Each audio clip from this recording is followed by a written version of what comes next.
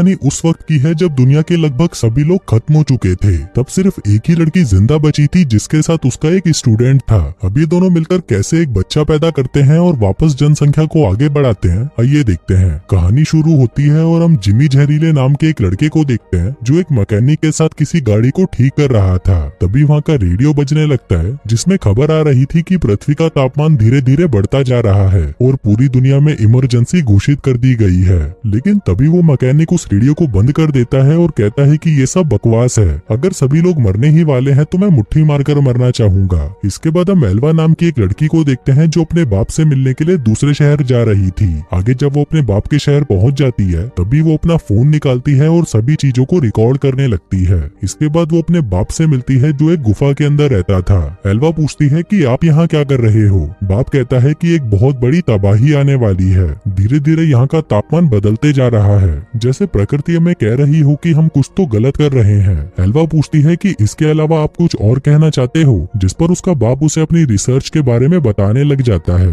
अब अपने बाप से मिलकर एल्वा वापस शहर में आ जाती है जहाँ पर उसकी मुलाकात जिमी जहरीले से होती है। हम देखते हैं कि एल्वा जिमी जहरीले की इंग्लिश टीचर है। वहीं पर जिमी की माँ भी होती है जिसे एल्वा कहती है कि आपका बेटा तो बहुत अच्छा स्टूडेंट है और जल्दी ही वो अंग्रेजी भी सीख जाएगा। इसी दौरान वहाँ पर कुछ आवारा बच्चे आते हैं और जिमी से कहते हैं कि कालिए क्या घूर रहा है, जिस पर जिमी की माँ उन्हें कहती है कि भीसड़ी वालों यहाँ पर आओ, मैं बताती हूँ। जिसको देखकर वो लड़के वहाँ से भाग जाते हैं। आगे एल्वा अपने घर पर आती है जहाँ पर वो देखती है कि उसका बाप वहाँ से जाने की तैयारी कर रहा था। वो कहता है कि मैं यहाँ से बार्सिलोना जा रहा हूँ। वहीं एल्वा उन्हें रोकने की कोशिश करती है लेकिन उसका बाप नहीं सुनता और वहाँ से निकल जाता है। दूसरी तरफ हम जिमी जहरीले को देखते हैं जिसे उन हरामी लड़कों ने दबोच लिया था और अब वो उसकी गींड मार रहे थे। वो उसे उठाकर तालाब में फेंकने ही वाले थे कि तभी एल्वा वहाँ से गुजर रही होती है जो उन्हें वहाँ पर देख लेती है। वो जिमी जहरीले को बचाने के लिए भागती है लेकिन तब तक वो उसे तालाब में फेंक चुके होते हैं। तभी एल्वा भी उसे बचाने के लिए तालाब में कूद जाती है। हम देखते हैं कि जिमी जहरीला धीरे धीरे गहराई में जाने लगता है और उसके पीछे पीछे एल्वा भी होती है। वहीं बाहर बहुत तेज लाल रंग की बिजली कड़क रही थी जिसे रेड स्टॉर्म कहा जाता है। ये बिजली जमीन के साथ साथ पानी में भी गिरने लगती है, पर क्योंकि जिमी और एल्वा पानी में बहुत नीचे थे तो उन्हें इसका पता नहीं चलता। कुछ देर बाद जब एल्वा जिमी को बचाकर ऊपर लेकर आती है तो वो देखती है कि पूरा आसमान लाल हो चुका है। साथ ही एक बहुत बड़ा तूफान आ रहा है जिसने लगभग सभी चीजों को खत्म कर दिया है। आगे एल्वा जिमी को होश में लाती है और ये लोग देखते हैं कि हर जगह पर बिजली कड़क रही है। जिसके बाद ये दोनों शहर की तरफ जाने लगते हैं, लेकिन वहाँ आने के बाद ये देखते हैं कि पूरा का पूरा शहर तबाह हो चुका है और वहाँ पर रहने वाले सभी इंसान मारे जा चुके हैं। तभी जिमी भागकर वहाँ अपनी माँ को ढूंढने लगता है और तभी वो देखता है कि उसकी माँ की लाश मलबे के नीचे दबी हुई है। जिमी ये देखकर बहुत रोता है, लेकिन जैसे ही एल्वा उसे पीछे खींचती है उस बिल्डिंग में एक जोर का ब्लास्ट हो जाता है। अब एल्वा को पता था कि शहर में तो कुछ नहीं बचा, इसलिए वो जिमी जहरीले को लेकर अपनी बाप की बनाई हुई गुफा में आ जाती है। आगे वो जिमी को कुछ कपड़े और कंबल देती है, जिसके बाद वो दोनों वहाँ पर सो जाते हैं। अगली सुबह वो दोनों गुफा से बाहर निकलते हैं और चलना शुरू कर देते हैं। इसके बाद एल्वा अपने घर पर आती है और देखती है कि उसका घर भी तबाह हो चुका है। जिसके बाद वो अपने फार्म हाउस आती है और फोन निकालकर अपने बाप को कांटेक्ट करने की कोशिश करने लगती है, लेकिन उसका फोन काम नहीं कर रहा था। तभी वो जिमी से कहती है कि तुम रेडियो चेक करो और वो खुद लैपटॉप चेक करने लगती है, लेकिन उसके लैपटॉप में चार्ज नहीं होता। आगे वो सोलर चार्जर से अपने फोन को चार्ज करती है और अपने बाप को फोन लगाने की कोशिश करती है, लेकिन उसका बाप फोन नहीं उठाता। अब एल्वा को कुछ समझ नहीं आ रहा था कि वो क्या करे। आगे वो दोनों पूरे शहर में घूमने लगते हैं, लेकिन उन्हें वहाँ पर कोई भी नजर नहीं आता। तभी जिमी एक पुलिस कार के पास जाता है और उसकी डिक्की में से एक बंदूक निकालता है, पर तभी एल्वा वहाँ पर आकर उसे वापस रख देती है और कहती है कि अब हम बार्सिलोना जा रहे हैं। तभी एल्वा की नजर एक स्कूटर पर पड़ती है। वो उसे स्टार्ट करने की कोशिश करने लगती है, लेकिन तभी वो एक पत्थर से टकराकर नीचे गिर जाती है और उसके पेट पर चोट लग जाती है। आगे ये दोनों वापस एल्वा के घर आ जाते हैं, जहाँ पर एल्वा अपनी चोट पर पट्टी करती है। जिसके बाद वो फोन निकालकर रिकॉर्ड करने लग जाती है। वो बताती है कि पूरी दुनिया तबाह हो चुकी है और बस मैं और ये काला बच्चा जिमी ही जिंदा बचे हैं। आगे वो अपनी बाप की डायरी पढ़ने लगती है, जिसको पढ़ने के बाद उसे एहसास होता है कि उसका बाप बिल्कुल सही कह रहा था। हम इंसानों ने प्रकृति की खूब गींड मारी है और अब प्रकृति हमारी गींड मार रही है। एल्वा अपने फोन में सारी बातें रिकॉर्ड कर रही थी। वो कहती है कि यहाँ पर हमारी मदद करने के लिए भी कोई नहीं है। जिसके बाद वो सब कुछ बंद करके सो जाती है। फिर रात में जिमी जहरीला उसके पास आता है और देखता है कि एल्वा की हालत धीरे धीरे खराब हो रही है। वो उससे बात करने की कोशिश करता है, लेकिन एल्वा उसे कोई जवाब नहीं देती। तभी वो उसकी चोट को देखता है और ये देखते ही उसे पता चल जाता है कि एल्वा को इन्फेक्शन हो गया है। तभी एल्वा कहती है कि मुझे एंटीबायोटिक्स चाहिए। जिमी कहता है कि मैं अभी लेकर आता हूँ, लेकिन एल्वा उसे अकेले बाहर जाने से मना कर देती है और कहती है कि मैं सुबह खुद ले आऊंगी, जो कहकर वो सो जाती है। लेकिन जिमी फिर भी बाहर आ जाता है और एंटीबायोटिक्स लाने के लिए निकल पड़ता है। जिमी की भी फटी पड़ी थी क्योंकि वो कभी भी अकेला कहीं नहीं गया था, लेकिन एल्वा की जान बचाने के लिए उसे ये करना पड़ता है। अगली सुबह हम देखते हैं कि जिमी वो दवाई लेकर आ जाता है और उस इंजेक्शन को एल्वा के पिछवाड़े में घुसाकर उसे वो दवाई लगा देता है। इसके बाद वो बाहर आकर अपने टूटे हुए घर को देखने लगता है जहाँ पर वो अपनी माँ के साथ रहता था। आगे वो गैराज में जाकर उस ट्रैक्टर को देखने लगता है जिसको वो लोग ठीक करने की कोशिश कर रहे थे। वहीं एल्वा की आँख खुलती है और वो देखती है कि उसका जख्म ठीक हो चुका है। तभी जिमी उसके पास आता है और उसे गले लगा लेता है। कहता है कि शुक्र है तुम ठीक हो गई। रात को फिर से एल्वा वीडियो रिकॉर्डिंग ऑन करती है और कहती है कि मुझे कैसे भी करके बार्सिलोना पहुंचना ही है। फिर अगली सुबह जब जिमी जहरीले की आँख खुलती है तो वो देखता है कि एल्वा वहाँ से गायब थी। तभी उसकी नजर बेडशीट पर पड़ती है जिस पर खून लगा हुआ था। ये देखकर जिमी डर जाता है। उसे लगता है कि शायद एल्वा के साथ कुछ बुरा हुआ है। तभी वो साइकिल लेकर उसे इधर उधर ढूंढने निकल जाता है और थोड़ी देर बाद उसे एल्वा भी वहाँ पर मिल जाती है। जिमी उससे पूछता है कि तुम ठीक तो हो, जिस पर एल्वा कहती है कि हाँ, मुझे क्या होगा। तभी जिमी की नजर एल्वा की थाइस पर पड़ती है और वो देखता है कि वहाँ पर खून लगा हुआ था। जिमी कहता है कि मुझे नहीं लगता कि तुम ठीक हो, तुम्हारी गुफा में से तो खून निकल रहा है। तभी एल्वा हंसते हुए उसे कहती है कि मेरे पीरियड्स चल रहे हैं। जिमी पूछता है कि ये पीरियड क्या होते हैं। एल्वा कहती है कि जब लड़कियां जवान हो जाती हैं तो उनकी पिंकी में से महीने में एक बार खून आता है जिसको हम पीरियड्स कहते हैं। जिमी कहता है कि अच्छा, मतलब अब तुम बच्चा पैदा करने के लिए तैयार हो। एल्वा कहती है कि हाँ। जिमी कहता है कि क्या तुम्हें बच्चे चाहिए, जो कहकर वो उसकी चूचियां दबाने की कोशिश करने लगता है, पर तभी एल्वा उसे रोक देती है और कहती है कि तुम्हें ऐसा नहीं करना चाहिए। जिसके बाद ये दोनों वापस आ जाते हैं। फिर एक दिन हम जिमी जहरीले को देखते हैं जो एक बंदूक चलाने की प्रैक्टिस कर रहा था,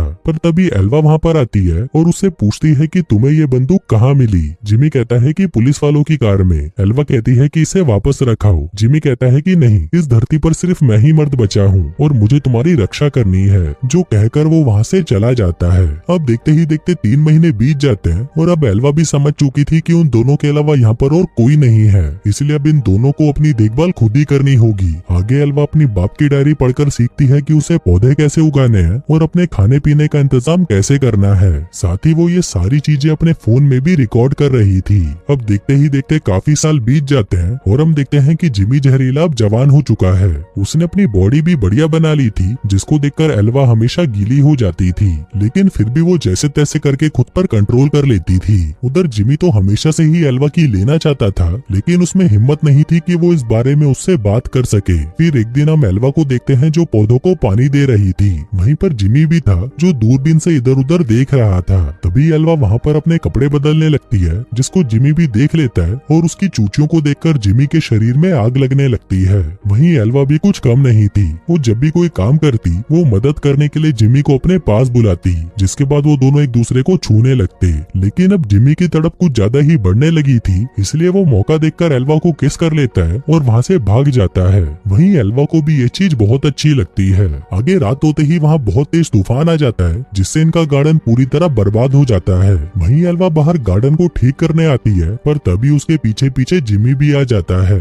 एल्वा देखती है कि उनका पूरा गार्डन तबाह हो चुका था, इसलिए वो जिमी से कहती है कि सुबह होते ही हम यहाँ से निकल जाएंगे। फिर सुबह होते ही एल्वा ये सारी बातें अपने फोन में रिकॉर्ड करने लगती है। वहीं जिमी भी वहाँ पर उस ट्रैक्टर को लेकर आता है जिसको उसने ठीक कर दिया था। अभी देखकर एल्वा बहुत खुश हो जाती है और जिमी जहरीले को गले लगा लेती है। आगे ये दोनों ट्रैक्टर में बैठते हैं और बार्सिलोना के लिए निकल पड़ते हैं। फिर कुछ दिन ट्रैवल करने के बाद ये लोग बार्सिलोना पहुंच जाते हैं। अब यहाँ पर पहुंचते ही एल्वा बार बार अपने बाप को कॉल करने की कोशिश करती है, लेकिन उसका बाप अभी भी उसका फोन नहीं उठा रहा था। अब आखिर में एल्वा ये मान ही लेती है कि उसका बाप अब मर चुका है, लेकिन वहीं जिमी कहता है कि इतनी जल्दी हम हार नहीं मान सकते, हम उनको ढूंढते रहेंगे। आगे पूरा शहर घूमने के बाद ये दोनों बार्सिलोना के स्टेडियम में आते हैं। जिमी देखता है कि ये पूरा स्टेडियम तबाह हो चुका था, जिसके बाद वो एक फुटबॉल निकालकर वहाँ पर खेलने लगता है। वहीं एल्वा ऑडियंस में बैठकर उसके लिए चीयर करती है और तभी जिमी अपना पहला गोल मारता है। एल्वा कहती है कि तुम ये वापस करो, मैं इसे रिकॉर्ड करूंगी।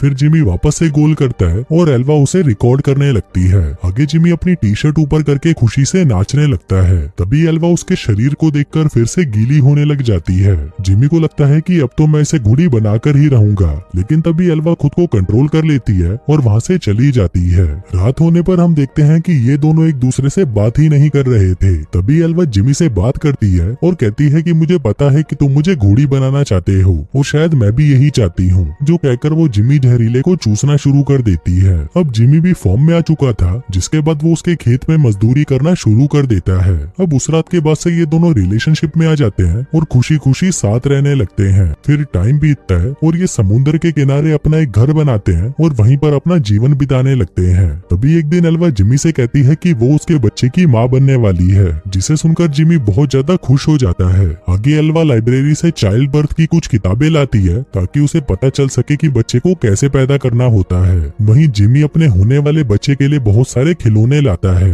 फिर एक रात जब एल्वा अपने बाप की डायरी पढ़ रही थी, तभी उसके पेट में दर्द होने लगता है। वो उठकर जिमी के पास जाती है और कहती है कि मेरा लेबर पेन शुरू हो चुका है। तभी जिमी उसे आराम से टेबल पर लिटा देता है, जिसके बाद वो दोनों मिलकर बच्चे की डिलीवरी करते हैं। हम देखते हैं कि एल्वा को एक बेटा होता है, जिसका नाम ये लोग काई रखते हैं। अब बच्चा होने पर ये दोनों बहुत खुश थे और दिन रात सिर्फ उसी के साथ रहते थे। फिर एक दिन एल्वा को समुद्र के अंदर एक बोट दिखाई देती है। एल्वा उसको देखकर चिल्लाने लगती है और उसे लग रहा था कि शायद उस बोट में कोई हो सकता है। वो जिमी को वहाँ पर बुलाती है, लेकिन उस बोट को देखने के बाद जिमी कहता है कि हमें किसी की जरूरत नहीं, हम दोनों साथ में खुश हैं। लेकिन एल्वा उसकी नहीं सुनती। उसे लग रहा था कि शायद बोट पर उसका बाप है। आगे वो समुद्र के किनारे एक आदमी को देखती है और उसे लगता है कि ये उसका बाप हो सकता है, पर देखने पर वो आदमी कोई और होता है। आगे जब उस आदमी को होश आता है तो वो बताता है कि मेरा नाम जॉनी दलाल है। मुझे तो लगा था कि मैं यहाँ पर अकेला ही हूँ, लेकिन तुम दोनों को देखकर मुझे बहुत खुशी हो रही है।